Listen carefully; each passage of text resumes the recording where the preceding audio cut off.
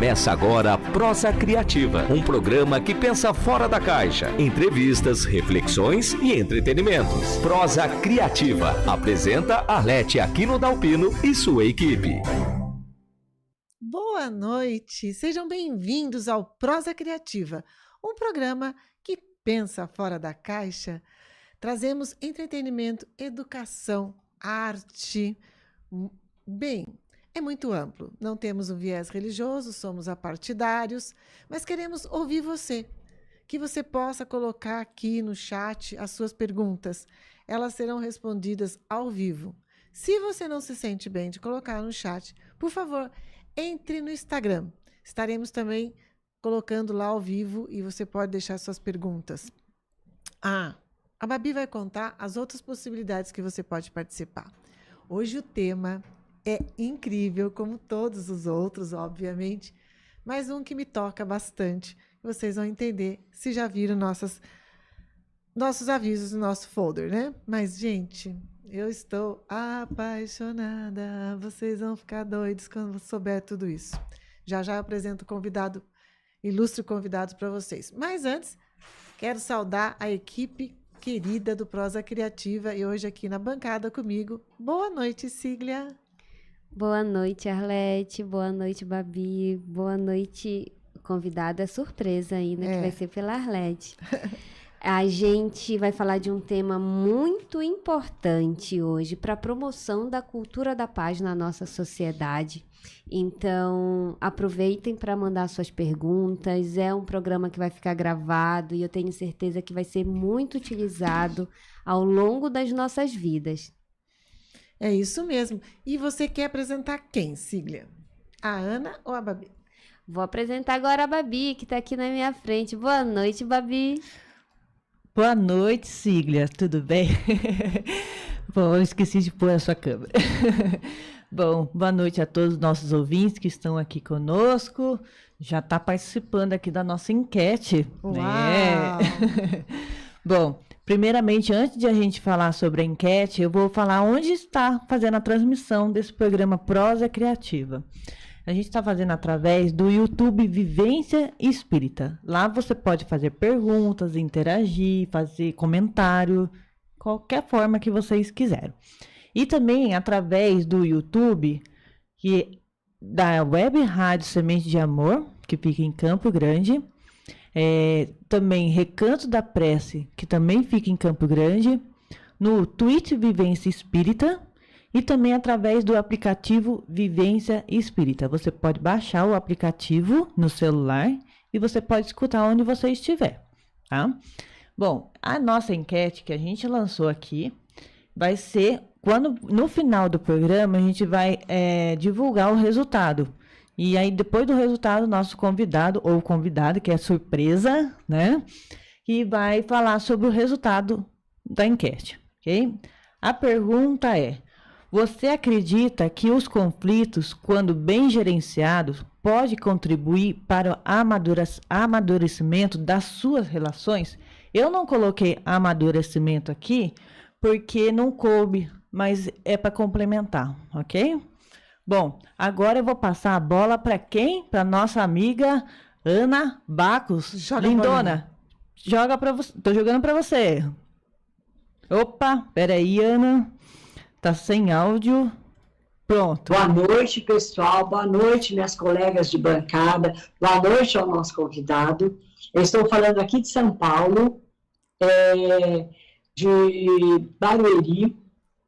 E hoje nós vamos ter uma prosa maravilhosa, principalmente nos tempos de hoje, esses conflitos que nós estamos vivendo. Então, hoje vai ser extremamente gratificante. E agora eu vou jogar a bola para a Arletinha, para ela trazer o nosso convidado para a nossa mesa. Pega aí, Arletinha. Peguei essa bolinha. Ainda bem que ela é pequena e cabe na minha mão. A Ana já deu dica. É convidado. Ah, ela deu a dica. É convidado, não é convidado, é convidado. É convidado. Então, gente, eu estou muito feliz e toda a equipe aqui do Prosa Criativa de trazer o juiz, doutor Alessandro de Souza Lima. Boa noite. Boa noite, Arlete, boa noite a todas, aos nossos ouvintes também, que estão nos assistindo aí pelos diversos canais. Agradeço o convite. Vamos falar de um tema que para mim é muito caro, é um tema que há mais de 20 anos eu venho estudando. Foi um tema que inicialmente eu estudei pensando na minha função de juiz de direito, em ter ferramentas para gerenciar os conflitos em audiência, mas o que eu me dei conta é que eu estava diante de um instrumento muito maior, que foi absolutamente transformador na minha vida pessoal, absolutamente transformador das pessoas com as quais eu tive contato.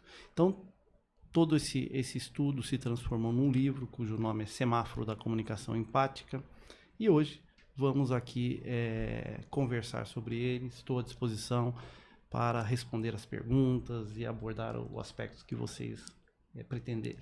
Doutor, eu gostaria de começar fazendo uma pergunta. O senhor já comentou da sua trajetória como juiz, mas o senhor gostaria de comentar quais fatos principais chamaram a sua atenção para começar a pesquisa, para escrever o seu livro? O que o senhor achou que é uma contribuição para a sociedade, esse livro, né? Quais foram os pontos que mais o senhor achou que, nossa, aqui é uma lacuna que a gente precisa trabalhar?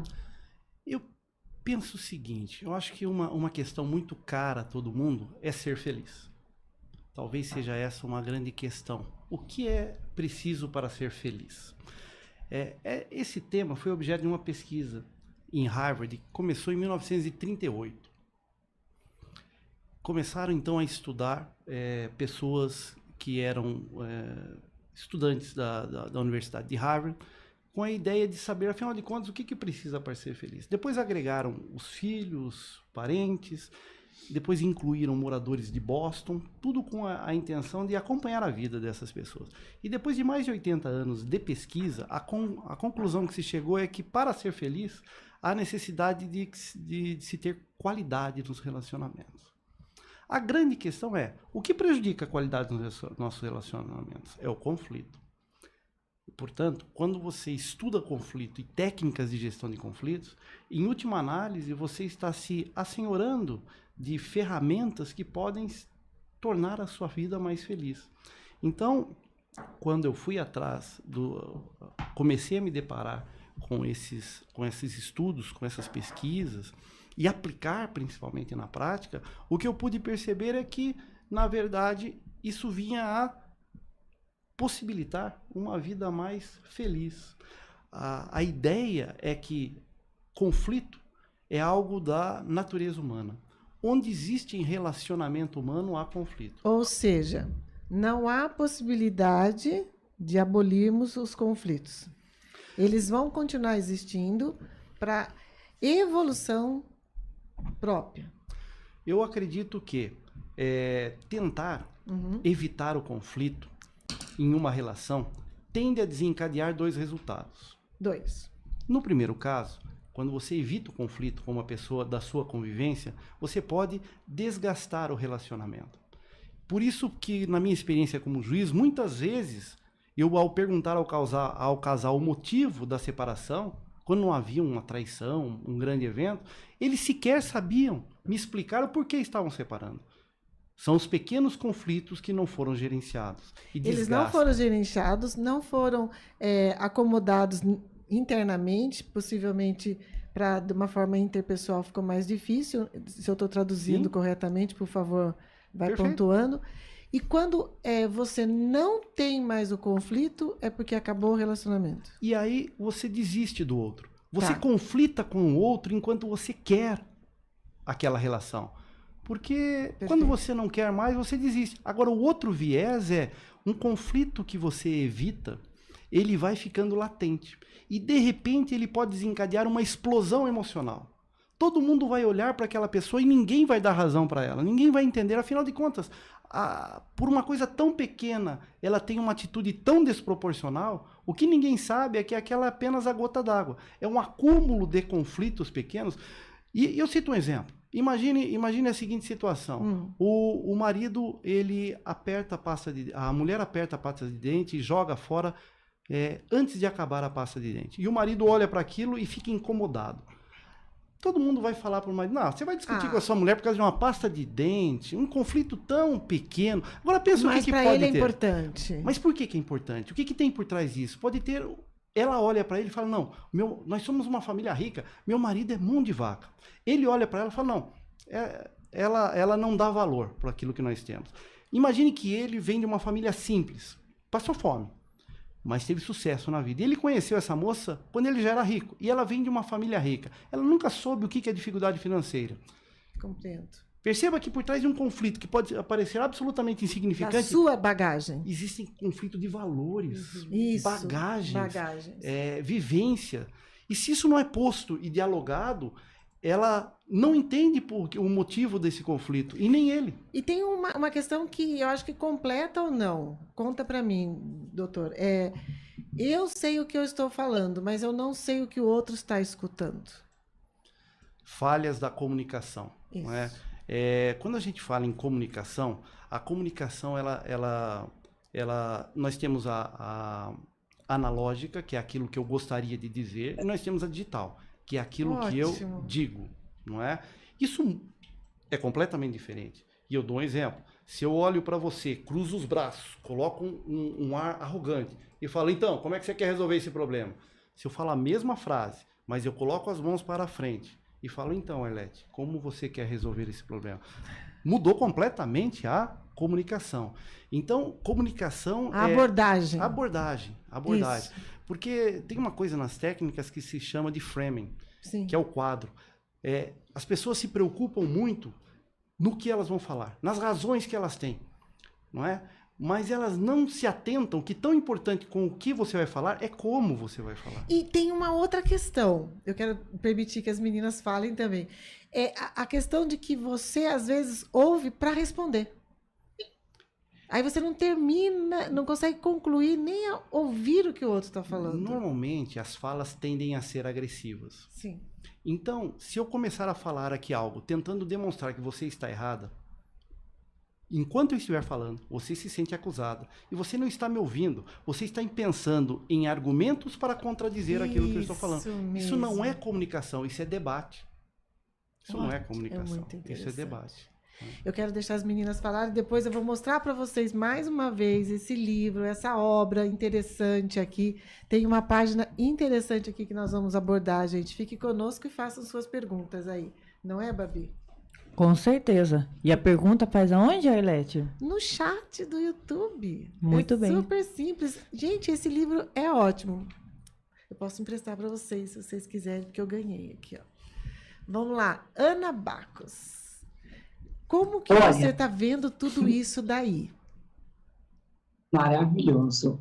Primeiro, eu quero agradecer ao juiz Alessandro por estar contribuindo conosco com tantas informações. Eu estou aqui impactada, né? Eu não queria nem falar, eu só quero escutar. Mas eu vou fazer um comentário, doutor. Eu li uma frase no seu livro, na página 68, que diz: não deduza as intenções do outro a partir de seus próprios medos. E isso, eu acredito que seja importante até na relação de um casal. Eu queria que o senhor falasse sobre essa frase. É muito interessante porque, primeiro, que existem muitos cursos de oratória, mas está na hora de lançar um curso de escutatória, para aprendermos a escutar. Nós tendemos a antecipar a fala do outro. Quer ver? Eu dou um exemplo. Imagine que você está num bar noturno e aceita a carona de um desconhecido. No trajeto, esse desconhecido entra numa rua escura, um lugar ermo, deserto. Uhum. E aí? E logo após ele para na frente da sua casa. Ele só cortou o caminho. Eu fiz uma pequena pausa e tomei um gole d'água. E imagino que todos vocês aqui já tiveram o tempo suficiente para concluir a minha história. Antes de eu falar. Que alguma coisa ruim tinha nessa história. E de repente o final foi tão sem graça, não é? Então vocês deduziram a minha história, puxando a frase que eu lancei no livro, a partir dos seus próprios medos. Porque já faz parte do histórico de vocês ter visto situações semelhantes, noticiadas na imprensa, por exemplo, cujo final foi trágico. Então, muitas vezes você interrompe a escuta, conclui a fala do outro, e aí surge o quê? A falha na comunicação. Aquela famosa frase, mas não foi isso que eu quis dizer. E de fato, às vezes, não foi mesmo. Mas o outro tinha plena convicção que realmente ele entendeu aquilo, que ele ouviu aquilo. Por isso que é muito importante uma técnica chamada checagem da percepção. Como é que eu sei se você... Parafrasear? O parafrasear. Muito o parafrasear. Bem. Checar. Será que realmente eu entendi, Arlete, aquilo que você está dizendo? Eu vou reproduzir. Se eu entendi, você vai me confirmar. Caso contrário, não. Caso contrário, você vai me dar a possibilidade de entender melhor. O conflito, muitas vezes, ele começa por uma falha de comunicação. E ele vai seguindo a espiral, porque, por falta de técnicas de gestão de conflitos, vai seguindo a espiral. Por que eu dei o nome de semáforo da comunicação empática? Porque eu comparo a comunicação às leis de trânsito. Eu quero que você explique olhando aqui as imagens. As leis de trânsito. O que acontece? Se você resolver desobedecer às leis de trânsito e não parar no sinal vermelho, você vai bater, você vai se envolver no acidente. Se você não obedecer às regras da boa comunicação e falar o que você quiser, quando quiser e do jeito que quiser, você vai invadir o sinal vermelho e você vai conflitar, você vai ter conflito. Por outro lado, então, o sinal vermelho do livro, ele trata de técnicas, primeiro, para você parar e se entender. O primeiro passo é parar. Parar. Se você parar no sinal vermelho e você controlar as suas emoções, de não permitir aquilo que o Daniel Goleman chama de sequestro emocional. O que é o sequestro emocional? Segundo Daniel Goleman no livro Inteligência Emocional. Inteligência Emocional. A emoção toma conta e você sai como um escravo dela, fazendo aquilo que os seus instintos mandam, ataque ou fuga. Primeiro passo, então, é parar. Só de você parar... Nosso cérebro reptiliano vai com aquela força. Só de você parar e deixar para o dia seguinte, você já não faria daquela forma. E você, então, precisa parar e olhar para si, entender os seus sentimentos. Isso é inteligência emocional, que é olhar para si. Mas o próprio Daniel Goleman se deu conta que não basta a inteligência emocional. E ele escreveu um outro livro chamado Inteligência Social, que é a segunda etapa do meu livro, que é, ainda no sinal vermelho, primeiro você entender o seu comportamento. Por que você está interpretando que isso é uma ofensa? Eu vou colocar lá na imagem enquanto você Depois é você fala. Entender o comportamento do outro, ter empatia pelo outro para entender. Essa é a primeira etapa. Isso é o sinal vermelho. Porque se você não obedecer, você vai fazer aquilo que o Rosenberg chama de comunicação violenta. Eu também chamo de comunicação instintiva ou comunicação emocional. Passando. Se eu quero montar uma boa comunicação, eu vou ter o sinal verde. E aí nós temos as técnicas do Rosenberg, que nos ensina a como fazer uma observação, falar do nosso sentimento, da nossa necessidade, e fazer um pedido que seja um pedido negociável. Olha lá, gente, uma tá lá vez na feito tela. o pedido, esse é o semáforo que eu coloco no livro. Esse é a página que eu não lembro. O sinal amarelo, eu vou buscar as técnicas de negociação do projeto de Harvard. Todo livro, então, ele é formado através de uma organização para você seguir um passo a passo na gestão de conflitos. Doutor, ótimo. Essa parte do livro foi legal mostrar. Eu gostaria de fazer uma pergunta sobre a questão da aplicação do seu trabalho em escolas para a gestão de conflitos. Ultimamente, a gente viu um crescimento, né, de conflitos, gerando até assassinato em escolas do ensino básico, né? Então, é muito importante que a gente aprenda a fazer a gestão de conflitos no dia a dia, no nosso ambiente de trabalho. Eu gostaria que o senhor comentasse sobre a aplicação, né, das técnicas de gestão de conflito, utilizando as técnicas que o senhor menciona no seu livro, dentro do contexto das escolas básicas, com formação, e que o senhor comentasse também um pouco sobre a lei que foi aprovada aqui no município de São José dos Campos. Obrigada. Muito bom. Bom, há muitos anos que eu vim acalentando um sonho de desenvolver um projeto social. Eu queria levar todo esse conhecimento para o ambiente escolar. de gestão de conflitos. Então, em 2018, eu apresentei um projeto para fazer um voluntariado junto à Secretaria de Educação. E o projeto foi denominado de Projeto de Gestão de Conflitos no Ambiente Escolar. Nós iniciamos em 2018 e a Secretaria de Educação escolheu uma escola. Eu fiz a formação dos professores em gestão de conflito, primeira formação teórica, e depois nós nos reunimos durante um ano todo, mensalmente, para que os professores trouxessem os conflitos e nós aplicássemos as técnicas. Passado esse ano, os professores fizeram uma avaliação por escrito. Seguimos, houve aprovação. Seguimos. Fizemos em 2019 uma escola no primeiro semestre e outra escola no segundo. 2020, infelizmente, interrompemos em razão da pandemia.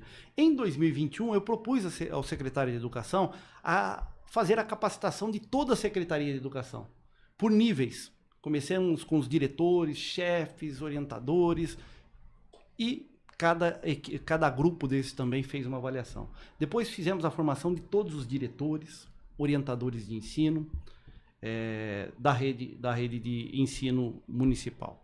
Depois de todos esses profissionais com ampla experiência no ambiente escolar passarem pela formação e aprovarem, o projeto ficou maduro.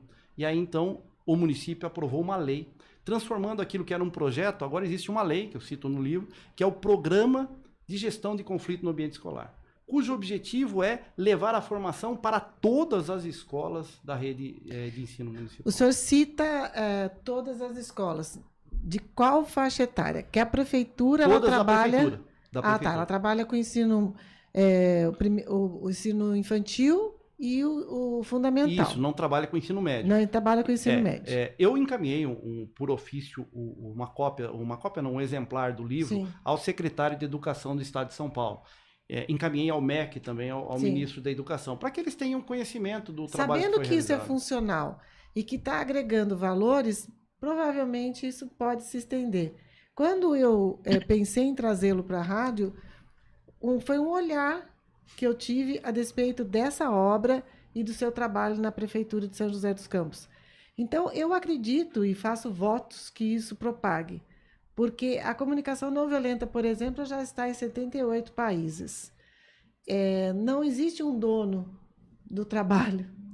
E quanto mais trouxermos a comunicação, evitemos os conflitos através da raiva, do medo, do ódio, do preconceito, é isso que nós queremos aqui do Prosa Criativa, e acho que isso faz parte da minha vida e da vida das pessoas que estão ao meu redor.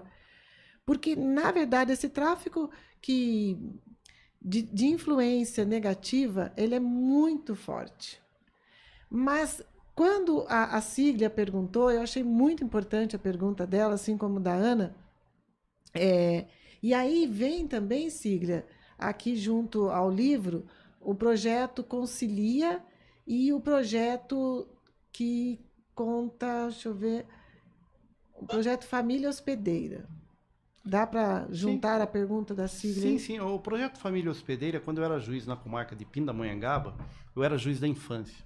E lá eu me deparei com muitas crianças e adolescentes em entidades de abrigo que não conseguiam reintegração familiar e nem tampouco interessados em adoção. Sim. Então eu desenvolvi um projeto lá, fiz uma portaria organizando, para recrutar famílias que levassem essas crianças e adolescentes passar final de semana em casa.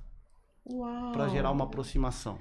Mas isso o senhor conseguiu por ser juiz? Por ser juiz. Eu fiz isso como juiz da vara de infância. Tá. E aí, então, fizemos esse trabalho lá em Pindamonhangaba durante 4 anos e fiz uma avaliação. E desses 4 anos, nós diminuímos de 45 crianças e adolescentes que estavam nos abrigos para 6, né, nessa situação. Uau. E esse projeto ele concorreu ao Conselho Nacional de Justiça em Projetos da Infância, e ele foi vencedor num projeto em concurso nacional de infância e juventude. Né? Incrível, incrível. Eu até vou passar esse vídeo que eu estou fazendo aqui para o pessoal do Núcleo Viva a Paz, que eu participo, porque a ideia é propagarmos essa paz, essa forma diferente de se comunicar. Vamos pensar assim. Não existe certo e errado, né? Não existe certo e Também errado. não existe o bom e o ruim. Mas Existe um indício, só nós né? aprendendo, né? Eu acho que tem um indício. Quando você se comunica e se sente mal com a sua comunicação, talvez seja um indício que você possa repensar a sua comunicação. Porque a boa comunicação nos faz feliz. Eu me sinto absolutamente feliz em estar com vocês aqui. É um indício que a nossa comunicação está boa.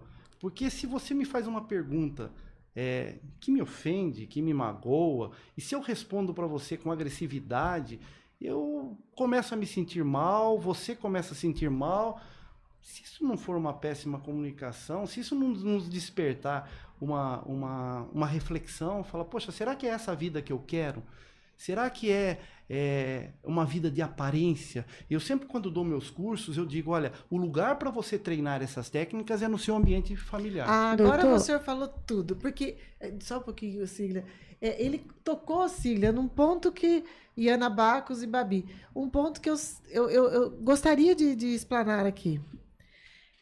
É dentro do ambiente familiar, na intimidade, que há mais conflitos. Porque ali você convive e ali você é quem você é. Aqui certo. eu estou de personagem. Uma persona, a gente eu sou uma veste persona, não é? Sim. Com essa camisa, com essa calça, esse sapato. Confesso que não é a roupa que eu gostaria de estar usando. Preferia estar em casa mais à vontade. É uma persona, não é? Mas em casa, quando eu chego, eu tenho esposa e filho.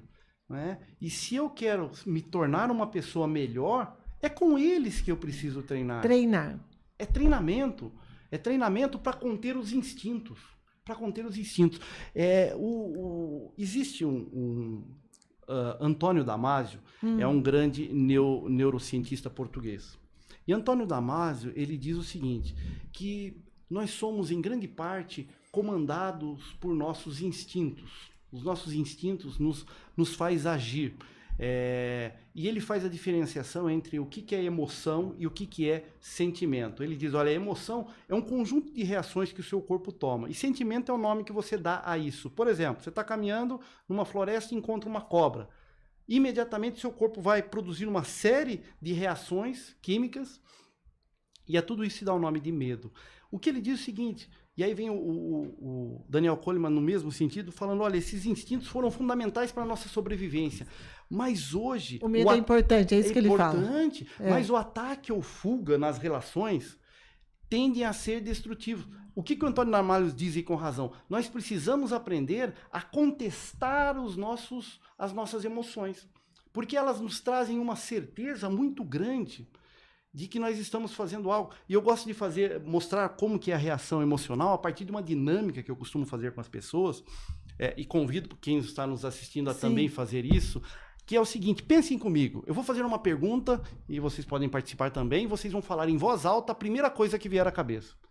Alguns erram, e os que erram se envergonham, mas mesmo assim topam? Topam Sim, todos vamos aqui? lá, Então vamos lá. Pensem lá. comigo e respondam em voz alta, hein? Branco, branco, branco, branco, branco. O que a vaca bebe? Leite. Leite.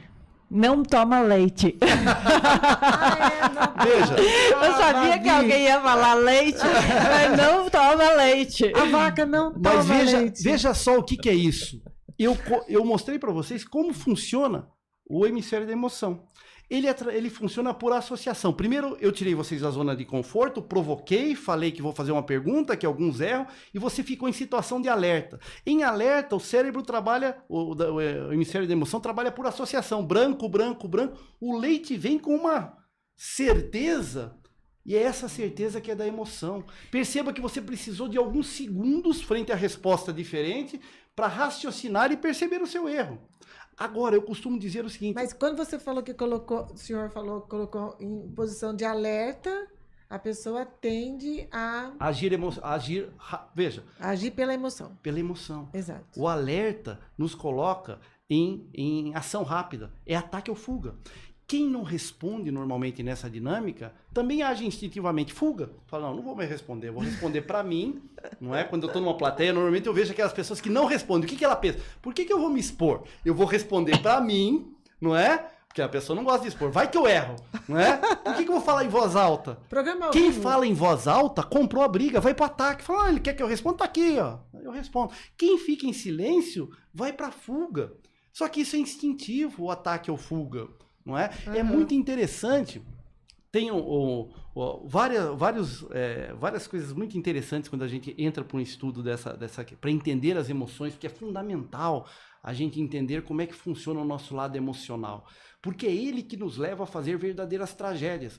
Eu costumo dar o exemplo, olha, imagine que a pessoa que me respondeu que a vaca bebe leite, na sequência, sem que ela tenha tempo para reagir, eu ofendo a pessoa, falo um palavrão, xingo a mãe dessa pessoa. Nossa, piorou. Aí eu desfiro um tapa contra o rosto dessa pessoa. E na sequência eu pergunto, o que a vaca bebe? O que essa pessoa vai me dizer? Agora pouco importa o que a vaca bebe. Você deu um tapa no meu rosto, você falou da minha mãe, agora eu quero quebrar você no meio. E a pessoa, honesta e trabalhadora, comete um homicídio passional. Porque quando nós temos o sequestro emocional... Nossa, que legal. O sequestro emocional nos leva a fazer coisas que jamais, em estado equilibrado emocional, a não ser aos psicopatas, planejaria a morte de alguém. Mas nenhum de nós aqui pode se excluir e se colocar num patamar e falar, jamais eu mataria uma pessoa. Sim, em estado racional equilibrado, sim. Mas provocado emocionalmente e permitido o sequestro emocional... Aí já perde o controle. Completamente. Doutor, eu gostaria de aproveitar que você falou bastante sobre treinamento, porque assim, muita gente pensa que nasce daquele jeito e é daquele jeito que ela tem que ser pelo resto da vida. E não, o nosso comportamento, a gente pode estudar técnicas para melhorar, que foi o que o senhor abordou no início da sua apresentação, em busca de uma vida melhor, para ter mais felicidade, né? Então, eu gostaria que o senhor falasse um pouco como que são os treinamentos, né? Por exemplo, o seu livro é um treinamento que pode chegar nas mãos de qualquer pessoa, que daí eu vou pedir também que o senhor fale um pouco como encontrar o seu livro, né? E eu gostaria que o senhor falasse um pouco também como são esses treinamentos, para que a pessoa entenda, né, que a gente pode aprender a ter empatia, ou trabalhar ainda mais essa empatia e chegar numa comunicação empática. Uhum.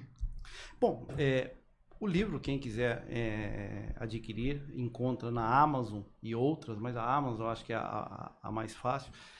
No livro, eu criei um e-mail. Como eu não tenho rede social, sou antigo. Eu percebi que o senhor não tem Instagram. Quer dizer, o senhor tem, mas não movimenta. Não movimenta absolutamente nada. É para ver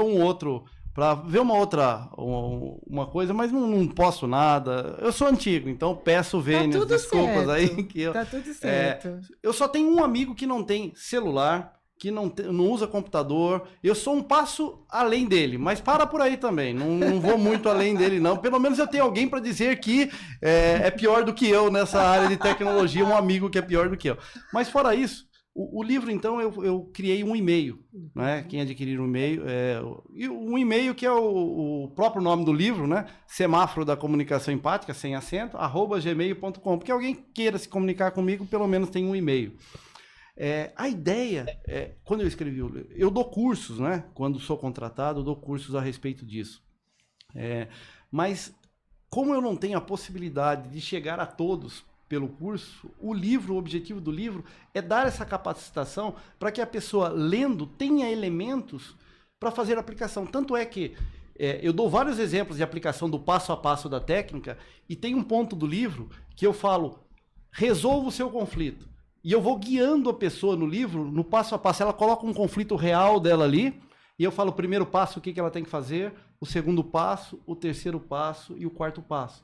Então ela vai preenchendo aquilo ali com as informações que são dadas no livro, e o objetivo é que isso seja uma ferramenta. Mas o mais importante é que a pessoa, isso não é um curso para você adquirir mais um diploma, é uma ferramenta para a vida. Não é? É uma ferramenta para a vida. E é super... eu recebi, por exemplo, um convite para dar uma aula, uma palestra mais difícil da minha vida. Crianças de 7 anos de idade. Na sala do meu filho. Então a pressão ainda é maior, que você não quer fazer feio para o seu filho. A professora queria que eu falasse o que faz um juiz. Bom, como é que eu explico para a criança o que faz um juiz? Quando leva a profissão do pai na sala. Isso. Antes do senhor contar, vou ter que interrompê-lo, peço perdão. A Ana Bacos pediu a palavra, tem algo muito especial que ela quer dizer. Então, deixa eu só passar para ele e eu vou retomar com o senhor. Esse assunto é importante também. Exatamente. Quero agradecer a presença do Eduardo, é um neurocirurgião fantástico, mas ele pede que a gente chame de Eduardo, que a gente respeita, tira o doutor. Ele manda uma boa noite para todos, boa noite para a bancada, boa noite para o palestrante, que ele está amando a sua palestra. Fala para ele que não é palestra, fala para ele que é uma prosa, que falou palestra, olha só. Falou palestra, o que eu fiz? O que eu gravei? Palestra. Prosa criativa. Prosa criativa. Patrícia Nunes, parabéns a Arlete pelo incrível programa. Sua dedicação e talento são verdadeiramente inspiradores. Que continue brilhando e proporcionando momentos memoráveis para nós. Eu passo a palavra do doutor Alessandro. Obrigada, Patrícia. Obrigada a todos que estão conosco. Continue aí fazendo suas perguntas, que são muito importantes para nós. E responda a enquete, né, Babi? Exatamente, já tá... Tem bastante votação aqui já, hein? Movimentando aí. Isso. Aí a pergunta é, você acredita que os conflitos, quando gerenciados, podem contribuir para as suas relações? Boa. Então, nesse caso, o senhor estava contando, gente, eu só aqui retomando, que o senhor foi para a escola do seu filho, quando ele tinha 7 anos, para contar sobre a sua função de juiz. Isso. E aí eu quis mostrar para eles que existem 2 aspectos. Quando o terceiro decide, que é o juiz, e vejam que dentro de casa os filhos brigam, o pai decide, a mãe decide. Quando briga com a mãe, chama o pai. Na escola brigam as crianças, o professor decide. E o juiz faz isso também. Então peguei e falei, olha, 3 voluntários. Peguei o lápis de um que estava com o nome dele, coloquei no chão, pedi para o outro, pega o lápis. Ele pegou o lápis. Falei para o menino que estava na função de juiz, para o outro menino. Então são 3 meninos, né? Um pegou o lápis, o outro dono do lápis e o terceiro o juiz. Tá. Pega o lápis. Ele pegou o lápis. Pede para devolver. Devolve meu lápis. Falei, responde que não. Não vou devolver. Apontei para o menino que era o juiz. Falei, decida. Ele falou, devolve o lápis. Curso rápido do que faz um juiz. É isso. Mas veja, quando o juiz faz isso, quando o professor faz isso, quando o pai faz isso, ele cuida apenas daquilo que naquele caso é o menor importância, que é o valor de um lápis. E ele não aproveita a oportunidade do conflito para construir uma relação. E aí eu dei um outro exemplo. Falei, agora eu quero que vocês ajudem a resolver um conflito, que todos fiquem felizes. Imaginem que o Tiago quer abrir a janela e a Isabela não quer que abra a janela. Ajudem os dois a resolver. Né?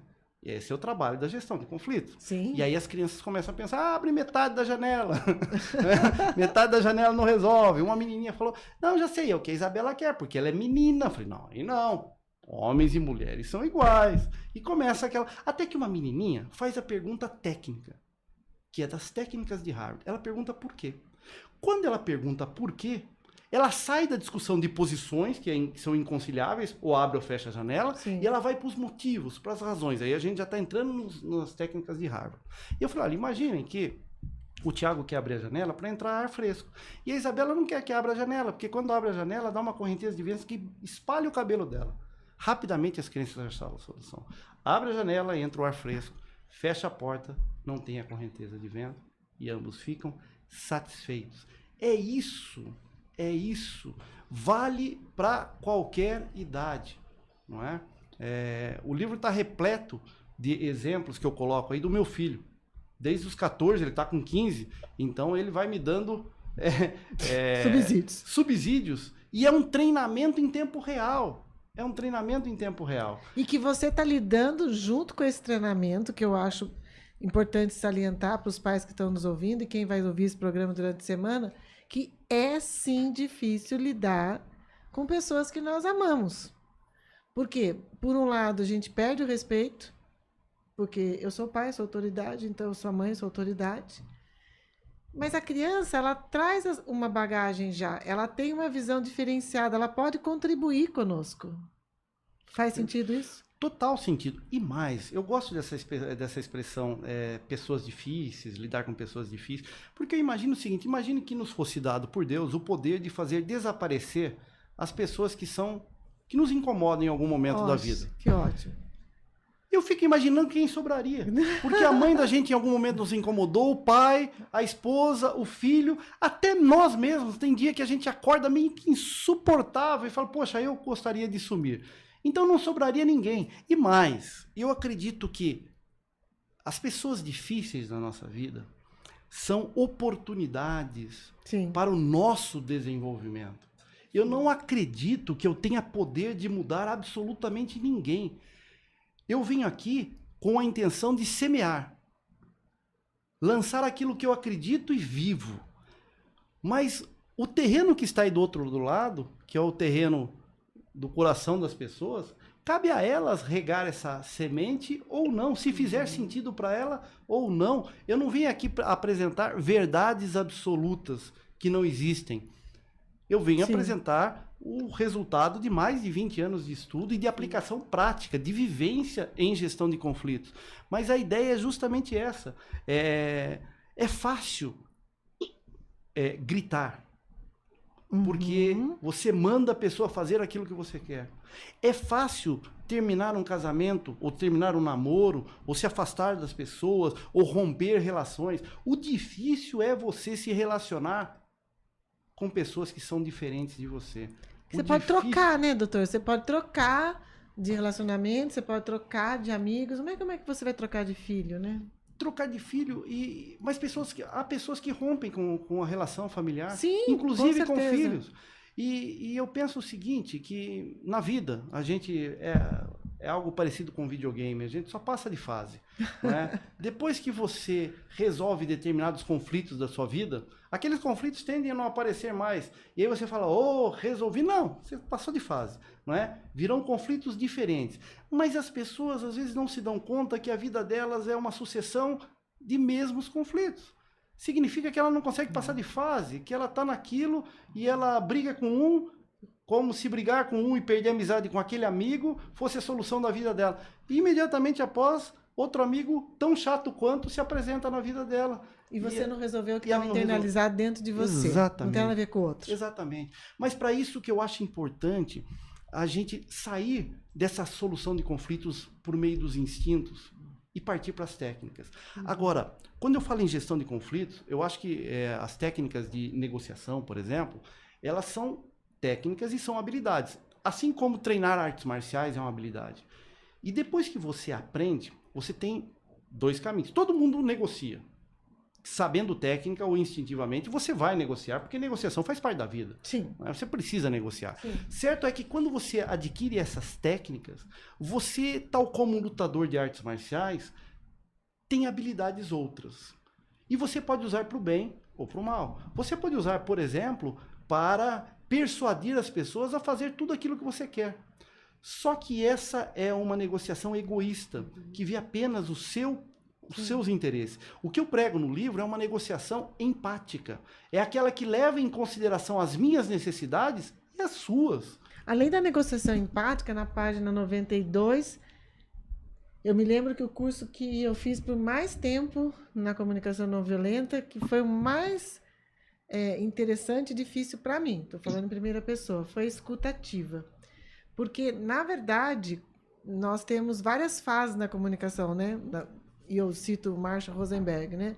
Em que você escuta para você dar conselhos, que você escuta para contar a sua história, que você interrompe o que o outro está falando para dizer, mas o meu caso é mais difícil do que o teu.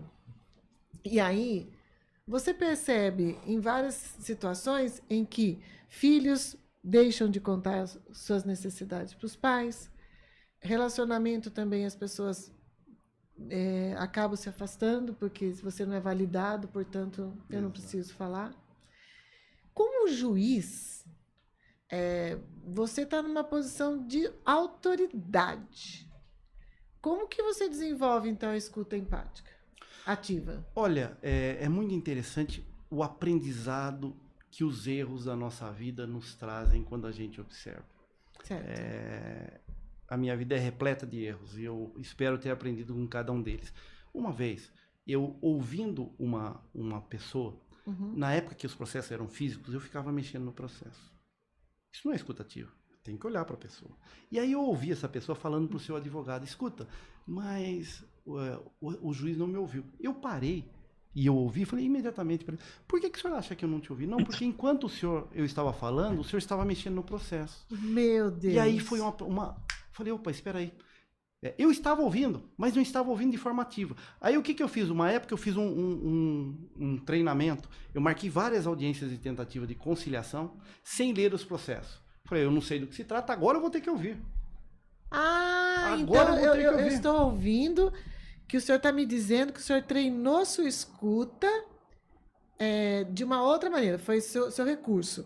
Não leu o processo e por isso você tinha que escutar o que as pessoas estavam contando ali e naquele momento você acionou alguns pontinhos cerebrais aí para poder fazer essa escuta. Porque a escutativa... É um exercício que a gente fez lá. É um exercício. Eu fiz um exemplo contrário. Como eu digo, a minha casa eu procuro usar como um laboratório. Claro. Lá é o lugar. E eu fiz uma escuta passiva com a minha esposa para ver o impacto disso. Num jantar, ela queria me contar uma história. E eu comecei a prestar atenção na história. No meio da história, eu desviei o olhar. E comecei a comer, prestando atenção, para ver até onde ia a história. Foi mais um pouquinho e interrompeu. Dei um tempinho e perguntei, por que você parou de contar? Você não estava me ouvindo. Aí eu provei para ela, não, eu provo para você que eu estava ouvindo, que eu estava ouvindo. E falei, você contou a história aqui, aqui, aqui, e parou aqui. Então percebam que a escuta ativa, ela é uma escuta de corpo inteiro, eu tenho que estar te olhando. Eu tenho que parafrasear, eu tenho que fazer a checagem da percepção, eu tenho que validar o que você está falando. Não é momento de te dar conselho, porque veja só... E nem contar uma história. Não, e falar da minha experiência pessoal. Isso. Eu digo sempre o seguinte, conselho não funciona, por mais bem intencionado que ele seja. E eu dou um exemplo concreto. Na verdade, eu também gostaria de colocar isso.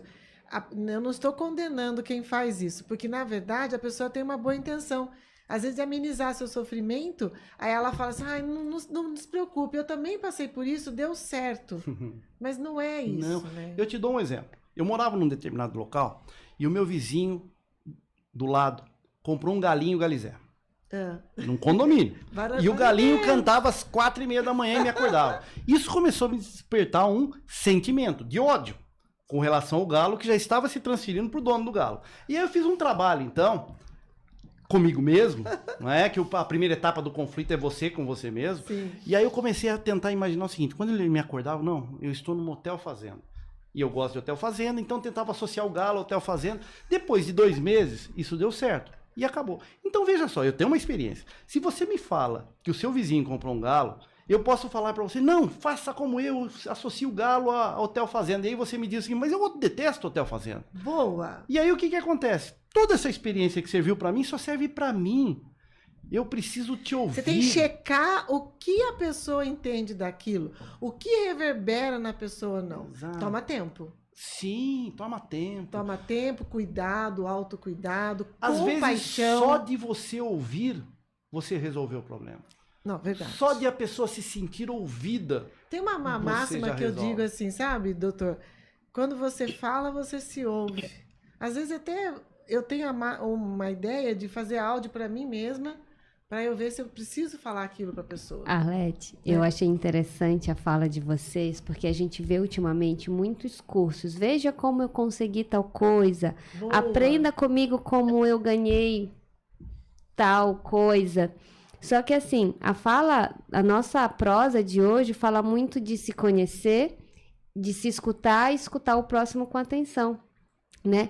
E é algo que eu acho que a gente precisa divulgar, que é exatamente que nem o senhor comentou, que a gente tem muito curso de oratória, curso de persuasão, mas a gente não vê aí oferecendo curso de escutatória, né? Tanto de escutar o próximo para entender o que de fato ele está comunicando e se escutar também. Porque assim, nem sempre você quer seguir o passo daquele que ganhou tantos em dinheiro, tal empreendimento, mas você se entender. E se entender dentro desse contexto de sociedade e conseguir agir como um cidadão atuante, vamos dizer assim, né? Não seguir a cartilha do outro. E em cima disso, dentro do seu papel como juiz, né? Eu gostaria que o senhor fizesse um comentário sobre a importância de promover a cultura da paz na sociedade, porque muitas vezes a pessoa confunde cultura da paz com uma pessoa omissa, ou que não tem responsabilidade, ou que é fraco, e a pessoa não entende que a cultura da paz muito diferente disso. Aí eu gostaria de ouvir da sua voz como juiz esse contexto, por favor. Nossa, falar em cultura da paz é aquilo que eu elegi como... O que eu elegi como missão para a minha vida, né? É contribuir para a construção de uma sociedade mais justa, harmônica e solidária. Isso é o que dá sentido na minha vida. Eu só aceitei o convite de hoje porque está em harmonia com os meus valores. Uhum. Nós agradecemos. Pouco me importa qual é o seu credo, eu respeito. Pouco me importa se você tem algum credo. O que me interessa são suas ações, seu comportamento. Isso, a cultura da paz, ela pressupõe que a gente precisa aprender a conviver com o diferente. Aprender a conviver com o diferente, a respeitar o outro como ele é, a tentar ajudá-lo se ele permitir, até onde ele permitir, não ser invasivo. Quando se pensa em dar curso a respeito de ganhar dinheiro, de ser milionário, talvez esteja na nossa sociedade se vendendo a ilusão que sucesso profissional é sinônimo de felicidade e realização plena. E nós temos vários exemplos de pessoas, e eu conheço algumas pessoalmente, extremamente bem-sucedidas, ricas, com um vazio existencial. Tem um livro, Em Busca de Sentido, de Viktor Frankl. Viktor Frankl desenvolveu a logoterapia, não é? Que é uma terapia que ajuda no tratamento, sobretudo, de depressão. E ele é um judeu que ficou 3 anos nas prisões do Holocausto. E ele ali demonstra a importância de você desenvolver uma visão de missão. De propósito. De propósito. Vida, né? E o dinheiro em si, ele não é propósito para nada. A pergunta não é quanto você quer ter de dinheiro, a pergunta é o que você vai fazer em prol da sociedade com o dinheiro que você tem. É essa que é a pergunta. Não é apenas juntar dinheiro, é saber, eu vou usar para melhorar o quê? Em mim, melhorar o quê na sociedade, contribuir como, né? Porque senão a pessoa fica com aquele vazio, juntei tanto, tá na conta, mas e aí? Porque afinal de contas, eu não sei, independentemente da crença de cada um, mas eu não vi ninguém levar nada material daqui. Pode ser que no futuro tenha alguma coisa, por enquanto desconheço.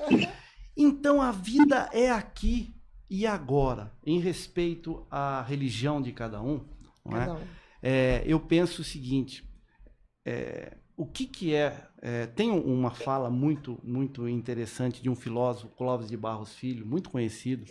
Não é? Maravilhoso, professor quando ele Clóvis. fala do amor relacionado ao trabalho, e ele vai buscar na filosofia, ele fala, olha, Platão. Para Platão, amor é eros, desejo. Desejo pelo que você não tem, enquanto você não tem. Então é uma busca incessante por algo que você não tem. Mas ele cita também Aristóteles, fala... Para Aristóteles, amor é a alegria, filia, não é? Então, basta você ser grato, contente pelo que você tem. Mas eu gosto mesmo da visão de amor de Cristo. Ágape, a vida de Cristo, a vida que vale a pena, é a vida dedicada ao próximo. Essa vida é a vida que dá sentido, não é? Então... Quando eu coloco o conhecimento no livro, quando eu coloco um curso, a remuneração do livro pouco importa. A remuneração do curso não é o fator. O fator é quem eu vou atingir, não é? Qual a mensagem que eu estou levando, né? Porque eu tive a grata sorte, graças como resultado do meu trabalho, de conseguir a magistratura. Mas a minha busca pessoal por aprimoramento é justamente porque eu sempre, ao longo da minha vida, eu tive que controlar um leão que eu tenho, que é o que me motiva a muitas vezes, a ir além daquilo que eu deveria. E falo, às vezes, pelo lado negativo. Eu fui um garoto que deu muito problema na escola, que diretores me convidavam meus pais a escolher uma outra escola. E de repente eu me vejo de frente com 150 diretores, eu dando um curso para eles e dizendo a eles: olha, eu fui o garoto que vocês não queriam ver na frente. Isso mostra para vocês o seguinte: dá tempo. Sim. Se você tem um garoto difícil, talvez ele precise de uma boa orientação. Vocês podem fazer a diferença. O que aquele garoto, através da agressividade, está querendo dizer? Exato. O que está faltando? Ele não está conseguindo verbalizar, Exato. ele não está conseguindo comunicar, ele provavelmente está sendo rotulado, isso vai num crescente, num crescente. E outra questão também é assim, aquele garoto, de repente, não fica quieto na sala de aula, só que ele tem muitas outras habilidades Sim. que ainda não estão sendo exploradas para ele dar o melhor dele. Então, são várias questões, né? Que se o professor é bem treinado, ele consegue identificar. Eu acho que é aí que também entra dentro da questão de estudar a gestão de conflito. Porque, como professor, né? Cada ano numa sala de aula são conflitos diferentes. Às vezes é conflito na turma, mas às vezes é conflito de um garoto que, se você faz o diagnóstico certo, adapta a atividade, nossa, como o senhor deu exemplo, um ótimo juiz, escritor e que propaga a cultura da paz, né? Mas eu gosto muito de dar os exemplos dos meus erros, porque eu acho que eles me ensinaram tanto. Quando eu comecei como professor, eu comecei como um professor extremamente rigoroso. Todo professor rigoroso é aquele que esconde uma insegurança muito grande. Perfeito. Eu era rigoroso por quê? Porque eu era muito jovem, eu comecei com 24 anos, juiz, professor, tinha alunos mais velhos que eu. Então uma das regras minhas era, depois que eu entro em sala de aula, ninguém mais entra. Isso durou 1 ou 2 anos, até que um aluno com uns 40 e poucos anos de idade foi entrar e eu estendi a minha mão e falei: você conhece a regra, não pode entrar. E esse aluno então me disse... Gente, eu tô indo para um lugar muito maior, que você não está nem imaginando. E esse aluno me ensinou algo fantástico. Ele me disse assim: professor, primeiro eu gostaria de me desculpar por já ter atrapalhado a aula do senhor. Nossa. Infelizmente eu cheguei atrasado hoje, eu concordo com a sua regra. Eu concordo em ficar com falta, mas eu gosto tanto da aula do senhor, eu só queria assistir a aula. Uau! E ele me desmontou, e eu aprendi. Isso é gestão de conflitos. Não fui eu que ensinei para o aluno, foi ele que me ensinou que eu estava no caminho errado.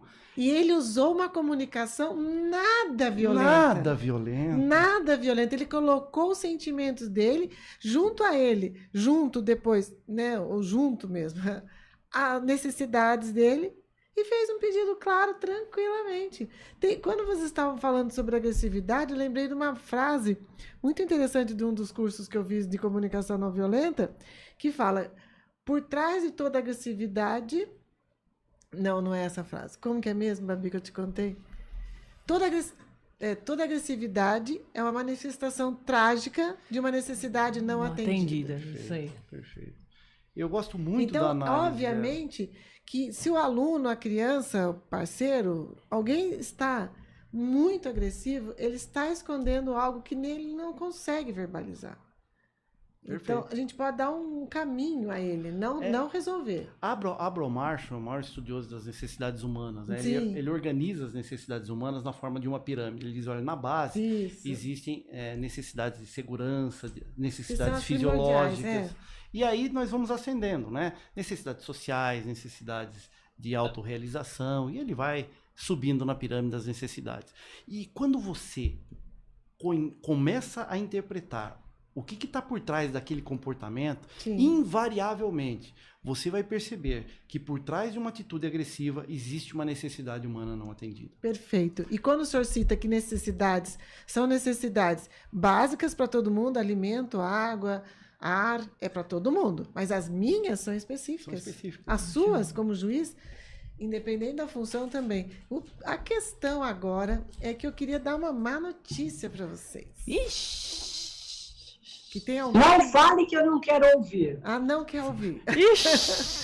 Mas, infelizmente, está maravilhosa essa prosa. Essa prosa está muito criativa. Eu indico mais uma vez para vocês a obra do Dr. Alessandro de Souza Lima. Conto para vocês que eu já folheei e eu acho que a equipe o fará. É muito interessante para que possamos refletir juntos. Eu encontrei essa pessoa no evento. Fiquei doida para chamá-lo aqui. Estou extremamente feliz por o senhor ter dado seu aceite. Mas nós temos que encerrar pelo tempo, certo, Babi? Exatamente. E a gente tem que transformar em podcast o Prosa Criativa, porque aí o papo vai longe. Verdade. A Ana Bacos está levantando o dedinho. Minha querida. Eu quero agradecer a presença do Douglas Moraes, Elis Grande Alessandro e a Turba Hair. Boa noite, um grande abraço para esse professor querido e ser humano incrível. E também quero falar que eu já adquiri o meu livro na Amazon. O computador aqui, ó, já vai ser entregue em 2 dias.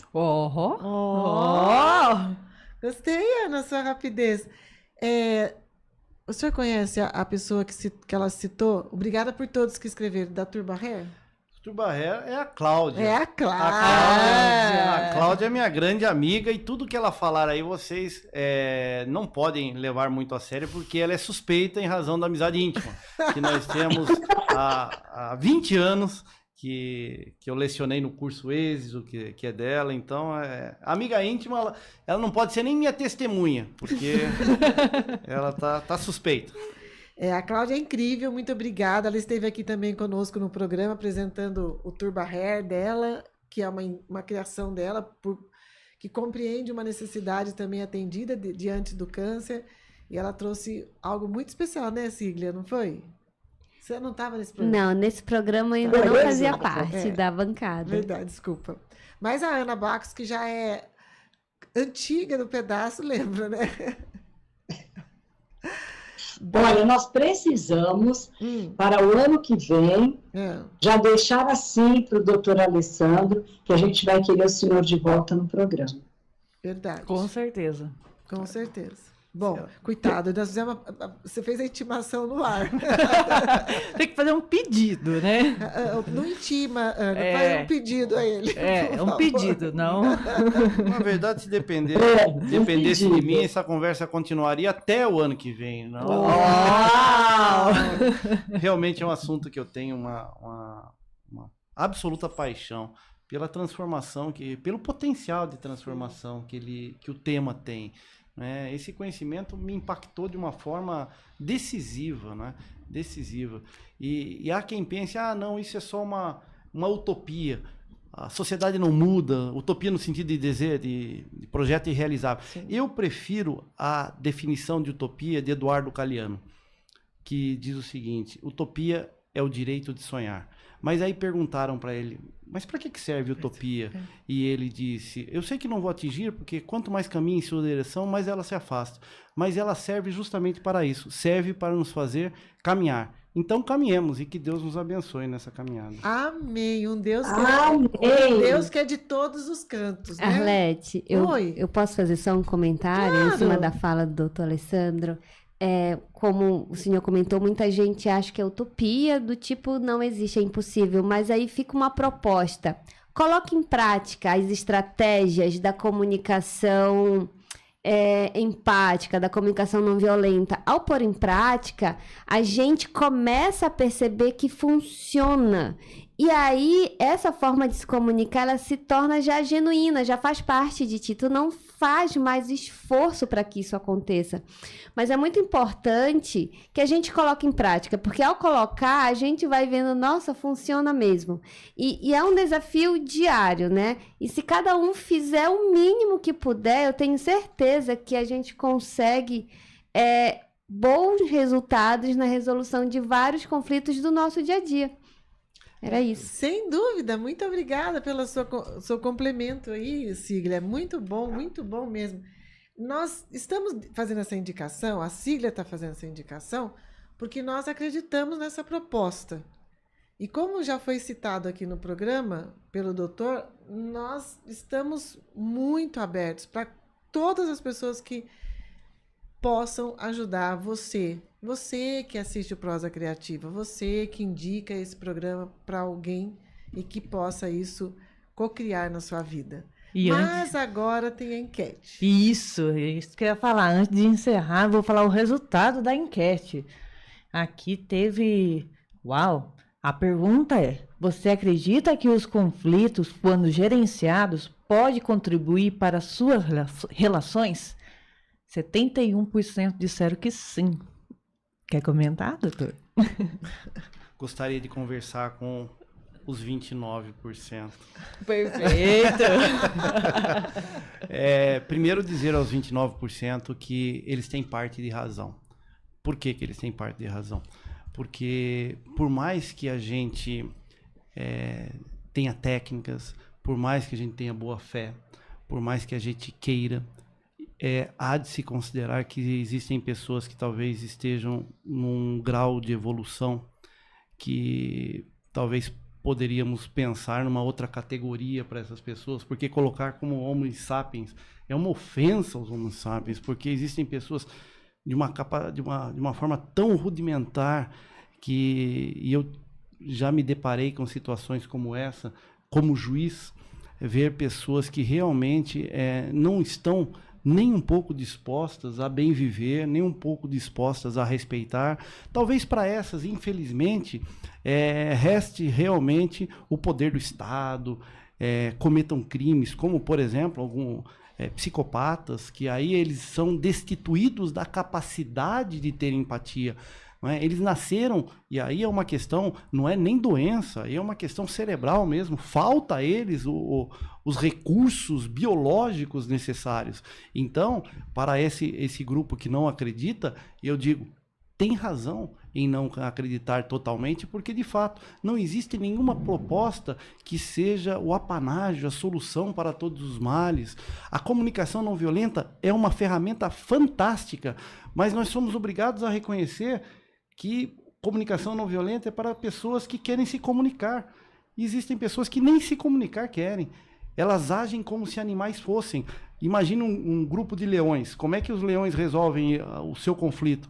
O macho alfa determina, os outros obedecem. Quando um macho toma a posição, ele mata todos os filhotes, para que a fêmea entre no cio e procrie com ele. Não existe opção no reino dos leões. Não existe discussão ética.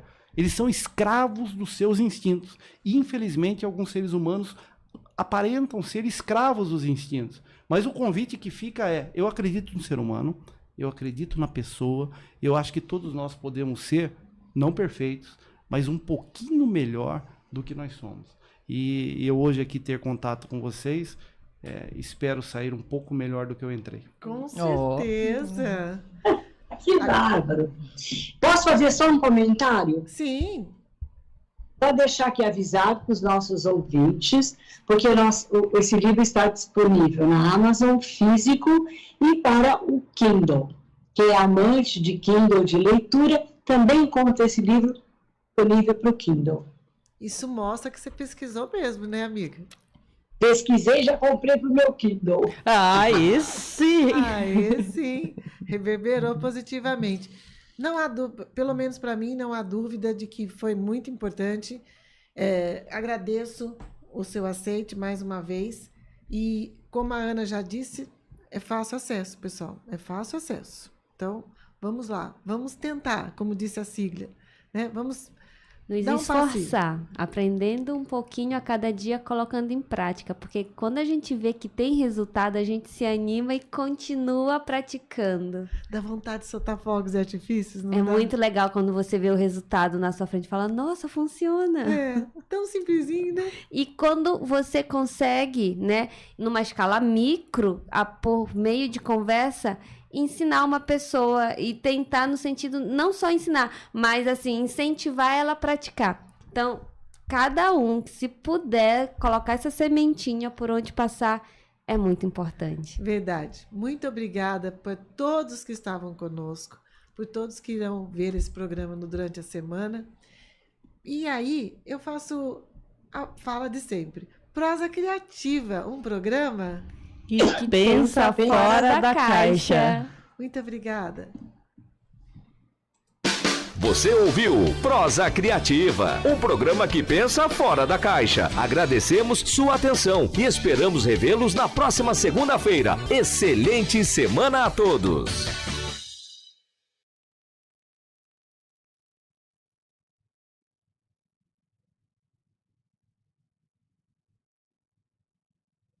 Tchau, pessoal!